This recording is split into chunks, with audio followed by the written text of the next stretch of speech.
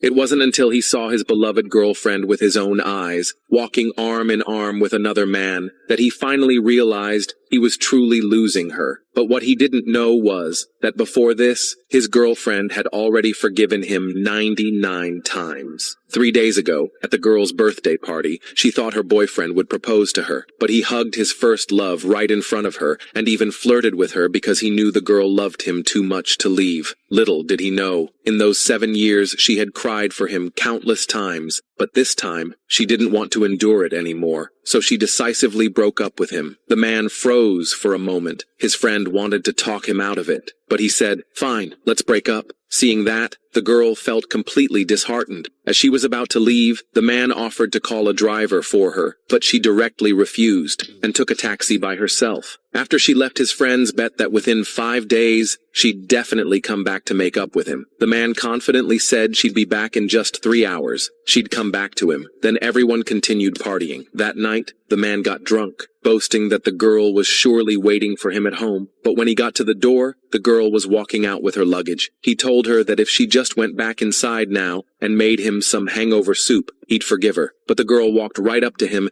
and said those 7 years were her gift to him. From now on, they owed each other nothing. After saying that, she walked away without looking back. Even when the man collapsed from stomach pain, she didn't stop for a second. The next day, the housekeeper brought him some porridge for his stomach, but after one sip, he realized something tasted off. The housekeeper said the girl used to make it herself. She'd start cooking at 6 in the morning, but she couldn't do the same. The man then asked for the crab roast sauce, but only the girl knew how to make that, so he tried to call her, only to find out he had been blocked. Yet the man believed she was doing it, just to get his attention. But little did he know, the girl had already started a new life that day. She returned to her university and unexpectedly ran into the man's mother and sister. His mother thought the girl had planned the run-in and declared she'd never be allowed to marry into their family. The girl coldly replied, "You're overthinking it. I broke up with your son a long time ago." His mother was stunned. The girl said that for the man, she used to tolerate all their behavior, but now she didn't even want the man anymore. So who were they to her now? With that, she walked away, calm and graceful, leaving the mother and daughter fuming behind. The girl returned to college to reconnect with her senior. Turns out, he wasn't just the only son of the richest family, he was also the university's youngest PhD advisor and deeply admired by students. When he saw the girl appear, he immediately came out from the crowd and invited her to go for a walk. Back then, the girl was actually the teacher's top student, but for her boyfriend, she gave up her studies, which is why the teacher focused on mentoring the senior instead. When he heard that the girl wanted to resume her studies, he excitedly held her hand, saying he had waited a long time for this day. Just then, the man showed up. He assumed the senior was the girl's new boyfriend,